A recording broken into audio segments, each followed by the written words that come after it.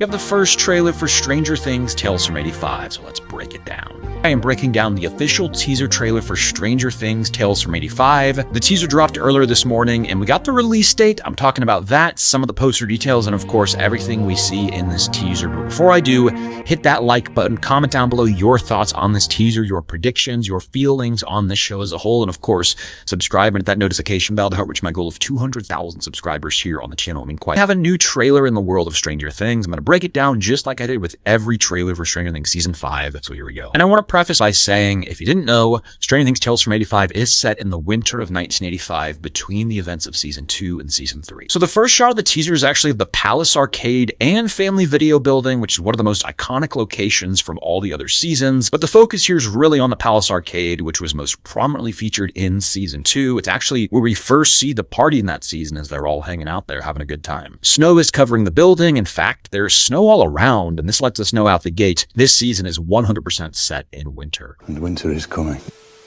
We then get a shot of the Wheeler house covered in snow. Good to be back in this iconic location once more. And inside, we see a picture frame of Mike and Eleven at the snowball from the Season 2 epilogue. Now, this, of course, is where we see them share a sweet dance and a kiss, a real standout moment from Eleven. And since this season of Tales from 85 takes place in the winter of 1985, this picture is really not that old, as it's from December of 1984. So this is only a few weeks to a month or so tops old. And even though this shot's not from the trailer and comes from the date announcement, we can actually see Mike picks this frame up and takes a look at it from the footage we got back on Stranger Things Day. Speaking of Eleven, we get a cool shot of her covering her 11 tattoo and answering the door at Hopper's cabin for none other than Mike himself. In fact, outside you can see Mike is with Max, Lucas, and Will, so the party's getting together for a hangout. And what I love about this is that we're going to be able to see the kids just being kids. A lot of times in these seasons we don't really have time for that, and so it'll be cool to see them all just hanging out being kids in Hawkins. It's funny because Mike and Elle share this awkward hello, and then Hopper enters frame, going full protective dad mode. Elle runs off to grab a coat, but we see Hopper tell Mike that if anything happens to her, these woods hide a lot of mistakes. And I imagine throughout this entire season that Mike and Eleven will be hanging out a lot more,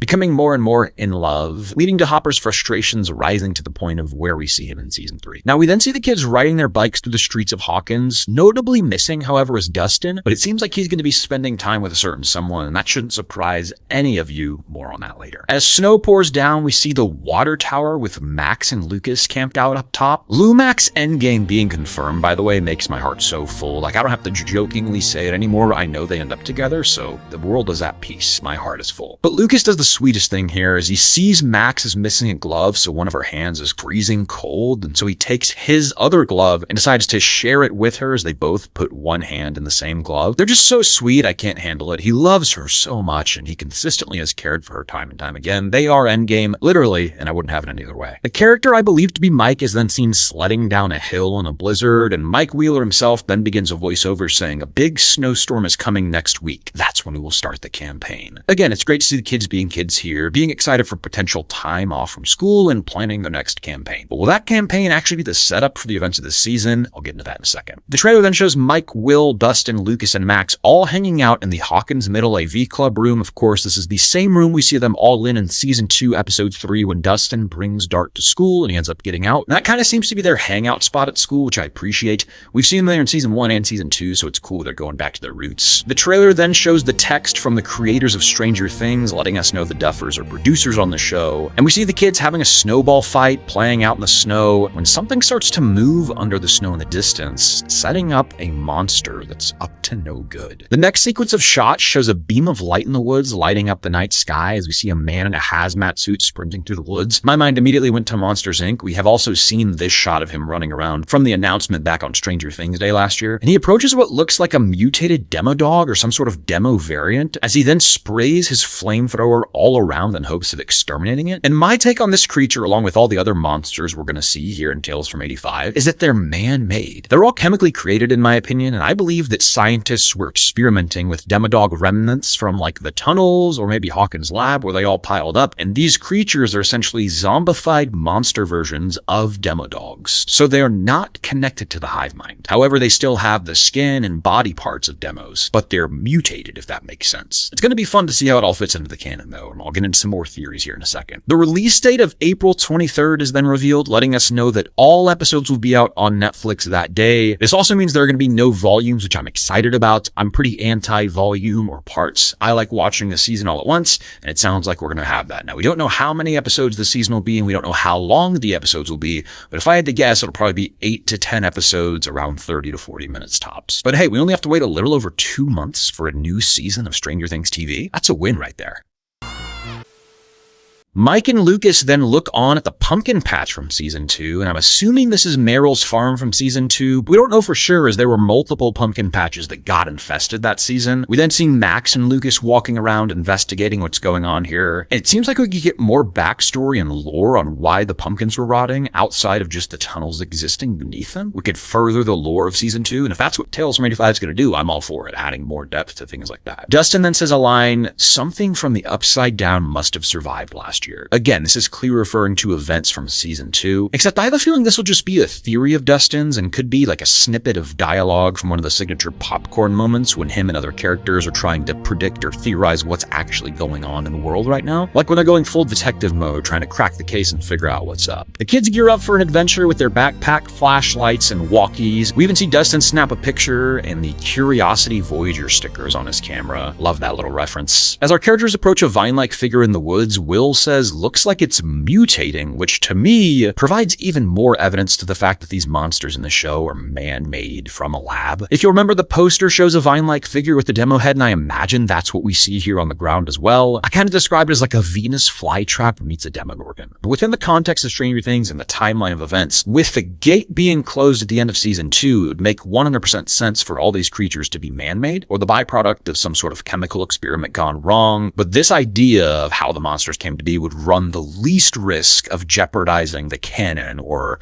continuity of the timeline. We also get a glimpse at a new character, Nikki Baxter here, and she's rocking a pink mohawk hairdo. Mike's probably jealous. If you know, you know. We don't know much about this character except for that she is one of the new additions to the cast in this season. The next shot shows a flashlight falling and hitting the ground as we see Max and Lucas look on at a pumpkin that is mutating out of the ground into a full-on pumpkin head monster. New Halloween decorations have been unlocked, and I'm sure this will be a Funko Pop, but it looks like a Demogorgon made out of vines, roots, and sticks with the head of a pumpkin. And if you look behind Lucas and Max, the whole entire field looks like monsters rising up out of the ground. And it was at this point on rewatch of the trailer where it hit me that everything we see in this show could very well be a campaign. This season could just be the kids' imaginations running wild, as earlier in the trailer they even reference how they're going to be starting up a campaign when the big snowstorm comes to town. So this could be a way to still tell fun stories in Hawkins with our characters without going too crazy and running the risk of messing up any timelines. I kind of just find it a little hard to believe that our characters post season 2 saw an entire field of pumpkin monsters and other mutated creatures running around town, and they were never brought up again. Now, of course, I know this is a prequel, and sometimes in prequels things happen that weren't initially planned. Pretty much every prequel does that. But because of that, prequels are constrained to the timeline that already exists, and they can't go too crazy introducing these wild new concepts, because then it just gets messy. But if you pay attention, there's a green sky in the background when we see this pumpkin patch, so that kind of makes me think the kids are making it up as they go. And if you take into account the name of the show itself, right, Tales from 85, it lends itself to this entire show being made up stories or adventures that are just the kids' imaginations running wild. That way we can still see the kids hanging out during this break between season 2 and 3, going to the arcade, having snowball fights, but then when they sit down for the campaign, everything that follows is not real. It's just their made up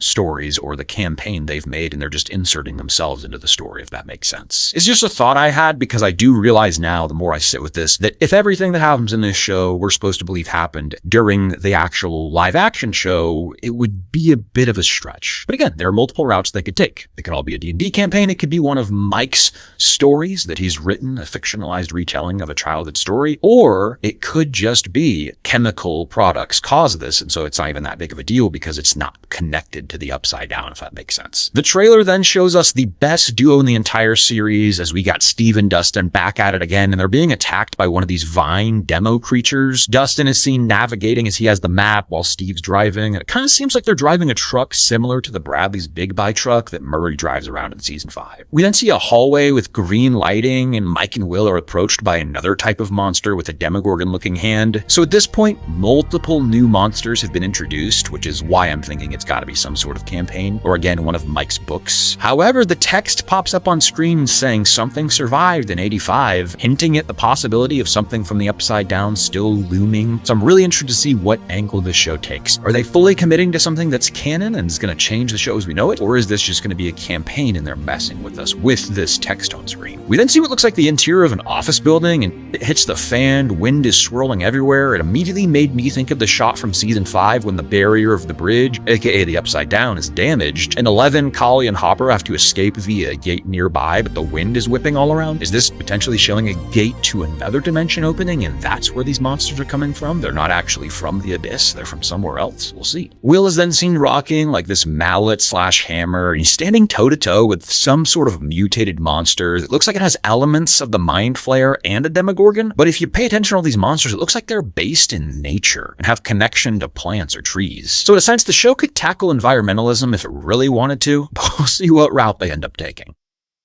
The green mist underneath the creature kind of further shows to me that it could correlate to some sort of chemical experiment if they do want to go the route of everything that happens being canon. The kids are all then shown what appears to be a sawmill as a huge explosion takes place and sends them all flying. A saw blade is about to hit Mike when 11 catches it and saves the giant mutated rodent, some sort of possum maybe. I have no idea what it is really. And I really don't know what the hell's going on here, but it's insane. And it's also cool to see new locations unlocked in Hawkins, right? We had the water tower earlier. We got the sawmill. Where else are we going to go in Hawkins that we haven't been? I'm down to keep expanding the map. But after the Tales from 85 logo pops up on screen, we get a final moment where a girl tells Steve she's always had a crush on him, and he responds by saying, "I've always had a crush on you too, Nancy." She's shocked, and he quickly corrects himself by saying, "I meant Natalie." But it's a funny little bit here as Steve hasn't fully moved on from Nancy, as this is right after season 2, when he was with Nancy for a while and still definitely has feelings for her in this moment. It's a classic Freudian slip, if you will. I also have to mention that Steve's jacket here greatly resembles Max's jacket from season 4. Anyone else got that same feeling? And if you're wondering who's voicing Steve Harrington and you recognize that voice, it's because you might just. He's voiced by Broadway icon Jeremy Jordan. So in the back of my mind, and fingers crossed, maybe we'll get to hear Steve belt out some newsies. A boy can dream. But that pretty much does it for the Tales from 85 teaser trailer. We got looks at the OG party together, all again exploring Hawkins, and I'm really just curious to see where this show fits in. Obviously, we know that it's between season 2 and season 3, but how much of it is going to be real? I assume that the setup for this show will involve the kids in Hawkins and a snowstorm comes to town, and that's all canon for sure. But is the main adventure of this show going to be made up, just the kids telling stories, or their D&D campaign itself? I think that would give us a healthy balance, right? Because in a sense, everything would be canon, right? The kids got together, played D&D, and that was the story they told, that was the game they played, but none of the events we see or these moments with these monsters have any impact on the main 5 seasons, if that makes sense. I'm going in open-minded though, and I'm curious to see how the show plays out. With the Duffer Brothers involved as executive producers, I imagine they're kind of overseeing the continuity of it all to make sure that nothing in this show could break the canon or mess up events or the timeline of the main show. But I trust that Stranger Things Tales from 85 should deliver a fun time back in the world of Hawkins, and we only have a little over 2 months to go, so we're about to be back with a new season of Stranger Things TV already. The world just feels right. But what do you guys make of the Stranger Things Tales from 85 teaser? Let me know in the comments down below and hit that like button. Subscribe me to that notification bell and be on the lookout for more videos coming very soon, including my future reactions. For the rest of watching that, you won't want to miss those. But thank you guys as always for watching, and until next time, I'll see you on the other side of the Upside Down.